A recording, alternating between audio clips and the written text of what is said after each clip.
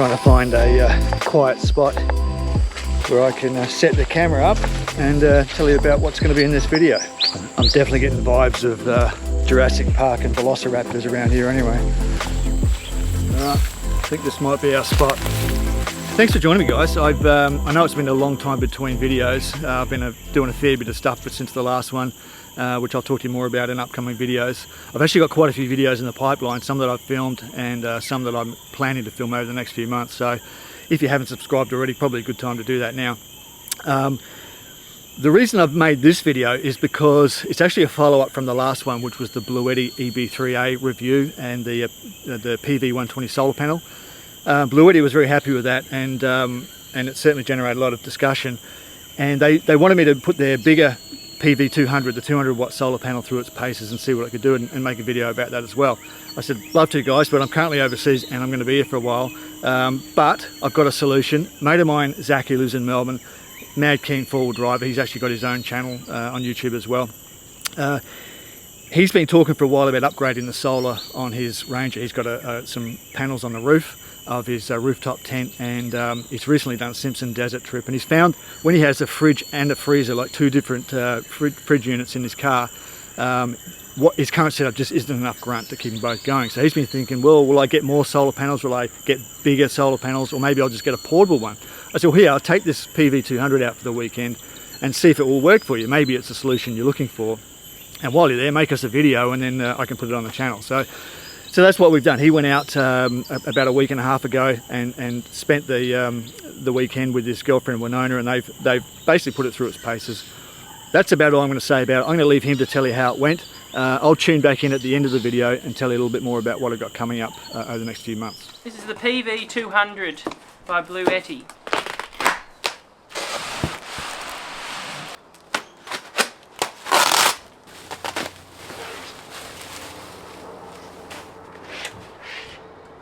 Well, there it is there, guys, the Bluetti PV200. This panel incorporates with their batteries. They have the EB30, EB3A. I was close, EB30, EB3A. I was pretty close. But this is probably their smallest one, little battery, and oh my god, it is so light. And you're probably having a look at the front connections already, and you're already thinking, oh geez, this is a good unit. So the system here with that battery and also one of the Bluetti solar panels sort of makes it a completely portable 12 volt setup. You can charge that battery from 240 volts, you can charge it from solar, of all their different solar panels, which is, like I said, some of the most efficient solar panels out there. And you can also charge it from your car with a little Bluetti adapter. Between this and that, with its little connector cables, you've got a 12 volt system that's completely portable. And yeah, I'm someone that's already got a full 12 volt setup built into the car. A solar panel up on the roof, a BC-DC charger in there. I've got a inverter in there, a 600 watt pure sine wave inverter. I've obviously got all the lights around the car. I've got the fridges, and I've got, you know, all the sorts of things that you would normally run off of a camping setup.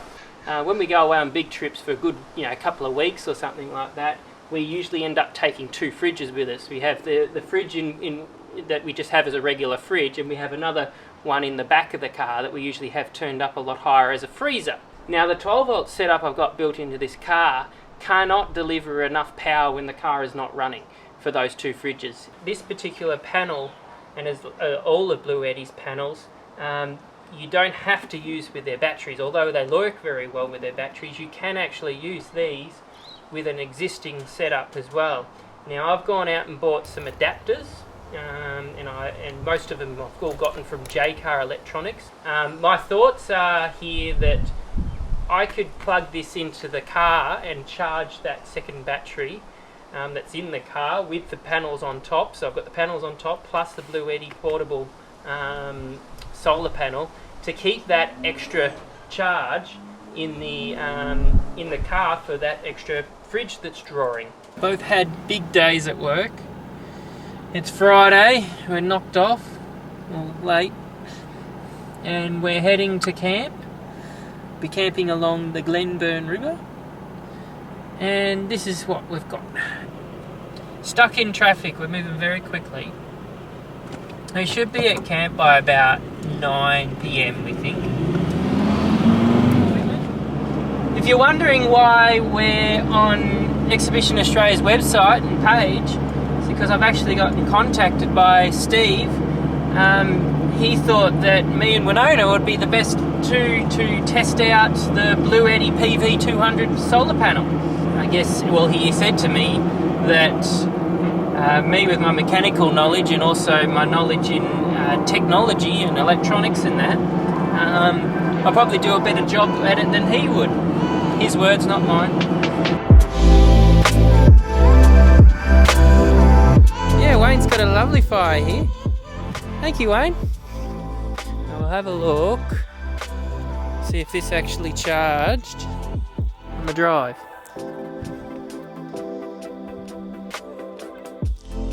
Yep, 31%. So this did charge on the drive. So that charge from the 12 volt outlet in the car has actually charged the Bluetti battery. I fixed the fire. Wayne didn't have it going hard enough.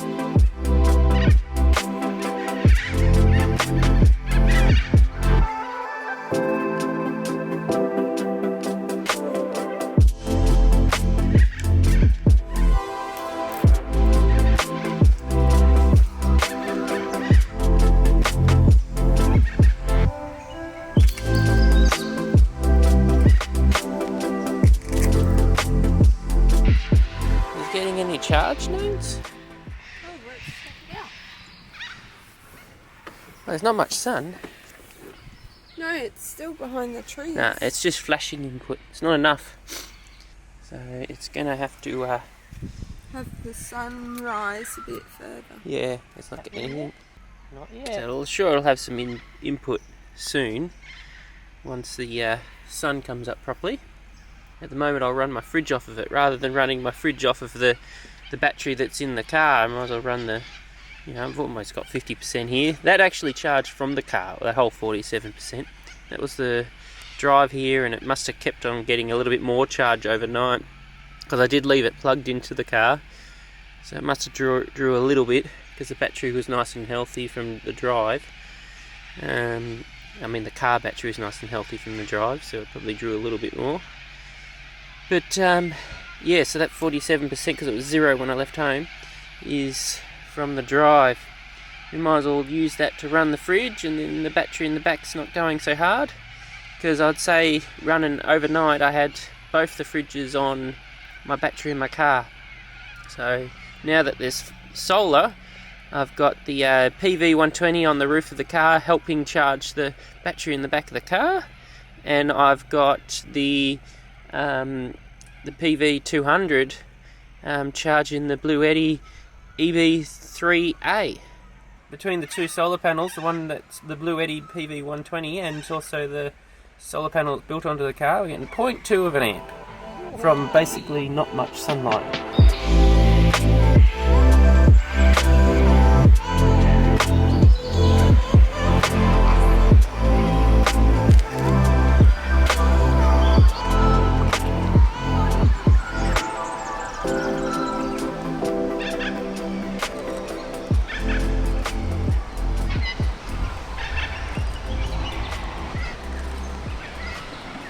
Start to get some sun now.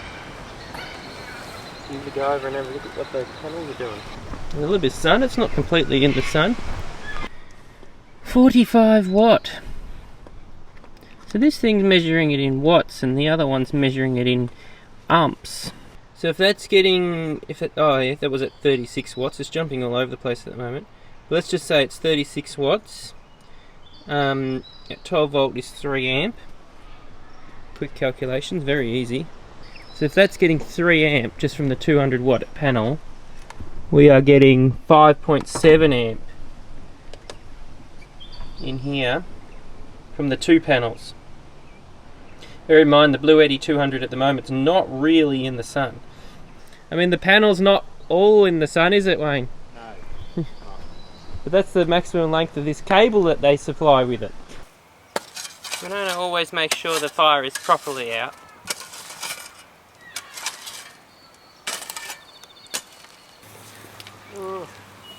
I plugged the battery into the car, so the travel out to the zoo will charge that battery as well.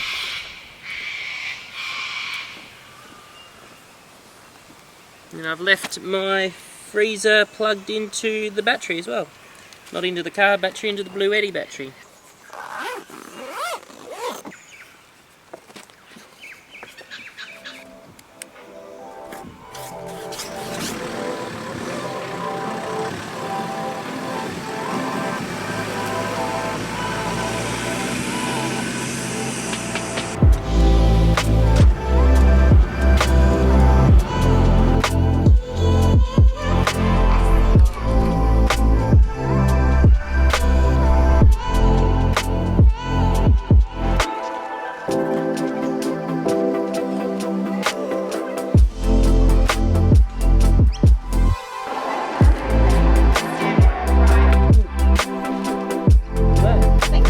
Oh, the bird loves it.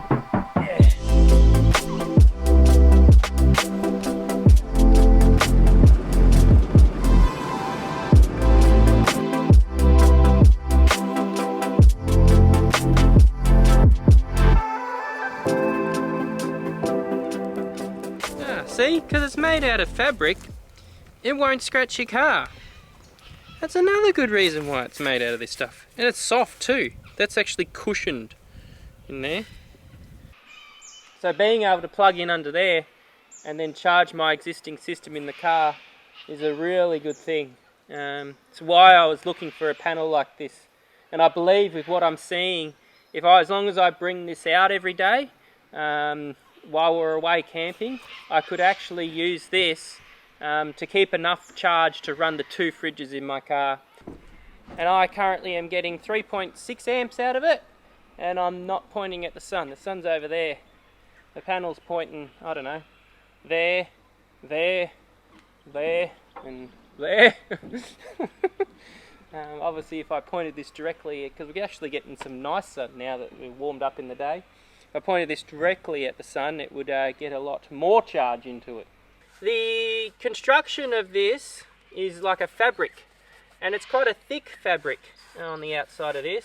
It's interesting that they've made it out of a canvas type of setup. I think it's quite good because you can put it into your car and it's not really going to mark anything or scratch anything because it's a soft sort of setup. There's no actual bag it comes with. It just comes with like this. It obviously came in a cardboard box for me, but yeah, when you use it in your car, it's just going to be folded up like this. On the back, it's got a little pocket here, which is where its cable is. There's the cable. So obviously that needs to plug into your car. They've got little clips here. You open up. And then the panel just folds out.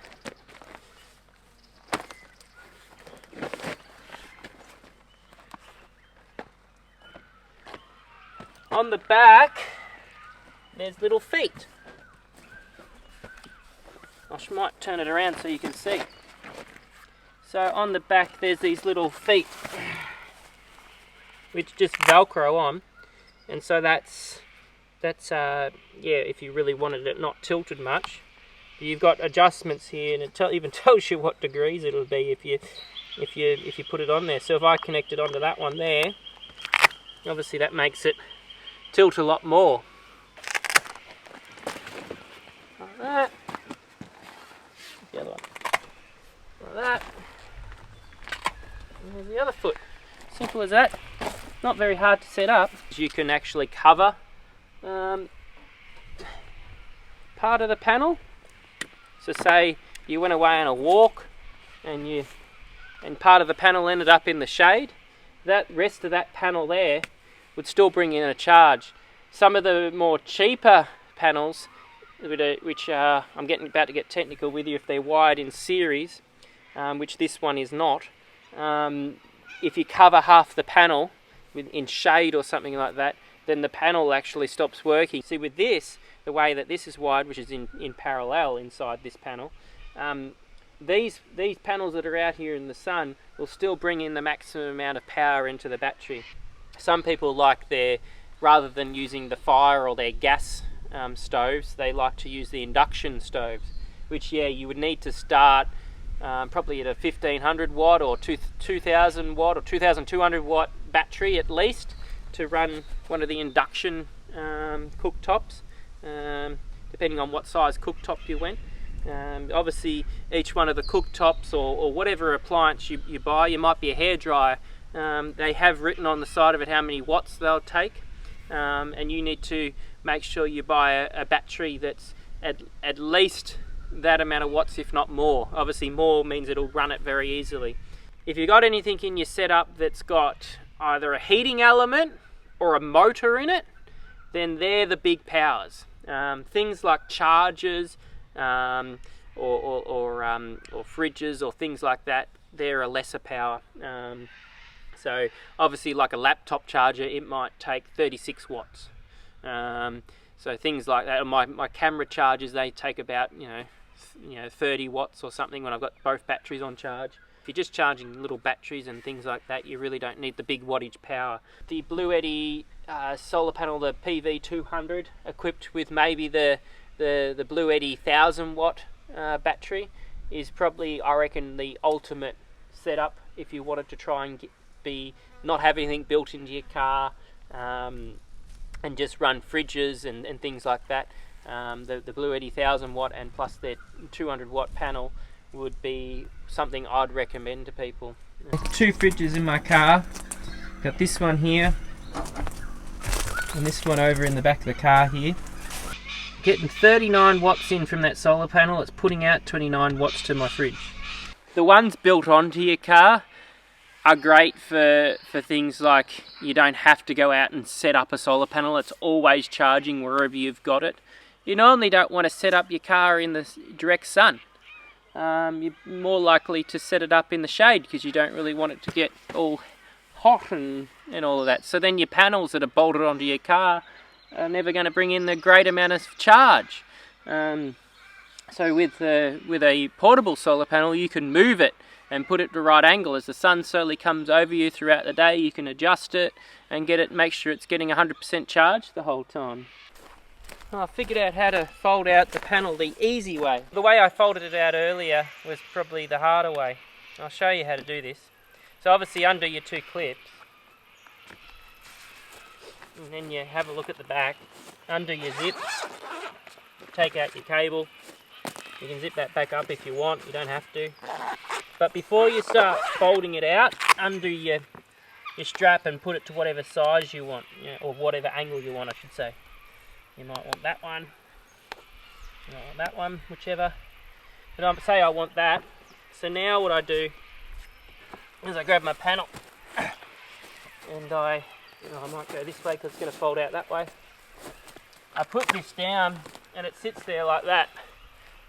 And then I go to the next one. And I've got the next foot. And I adjust it to where I want it. Unstrap it, goes like that. Then the next one, adjust it. Yeah, that's how you do it the easy way. The way I did it on camera earlier, I was struggling with it and I thought to myself, this isn't straightforward, but now I worked it out. Yeah, you put the legs out as you fold it, you don't unfold it straight out. There you are. Taking it actually away bush, you start to understand these things a bit better. And now I need to empty out all the cards of the cameras and fill them all up with so much information.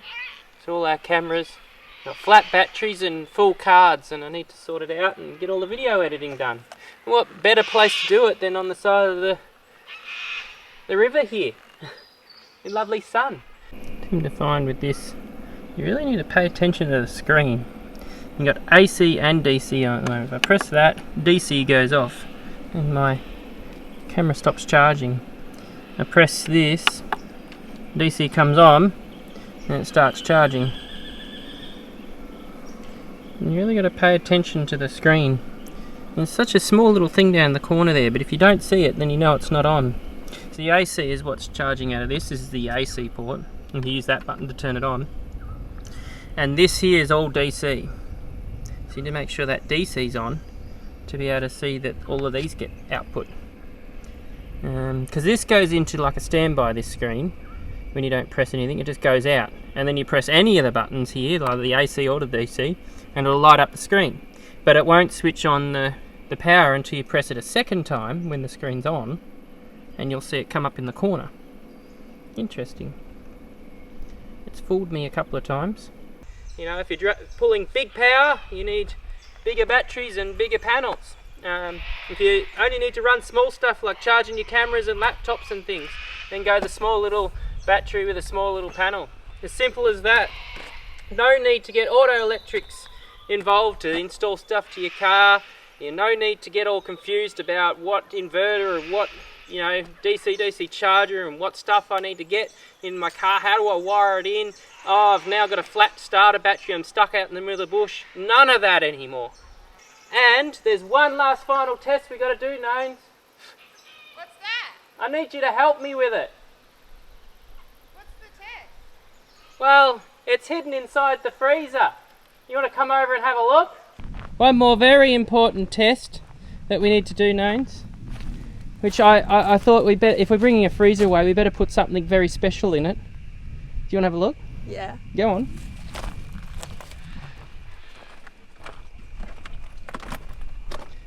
What's that? Bluetti battery been running? Ice cream! Oh my god! See if the Bluetti power kept it cold or not. Oh, it's hard. Probably a bit too cold, isn't it? Giving me goosebumps. Yum.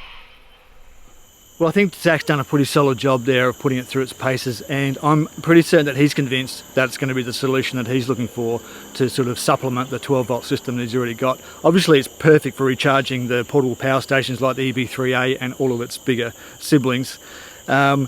Now, if you're interested in any of the Bluetti gear, there's a link underneath this video. You can go and check it out. Thanks to Zak for making this video. I appreciate it, mate. Now, Zak's got his own channel, Tic Tac Oz, and he's out in there doing his four-wheel drive adventures with Winona, and they've recently finished a Simpson Desert Crossing, and that whole video series is up on his channel now. And if you want to watch the full version of this weekend away that you've just seen a little bit of, jump over to his channel, and I'll leave a link up here or up there, wherever it is, and you can go and check that out. I'll be back soon. I've got a few more videos to edit and release over the next sort of month or two, and then I've got a couple of trips planned as well, which I won't tell you too much about at this stage. But just know that there's more content coming, and I'm very much looking forward to seeing you again in another video soon. So thanks for joining me, guys. Catch you again soon.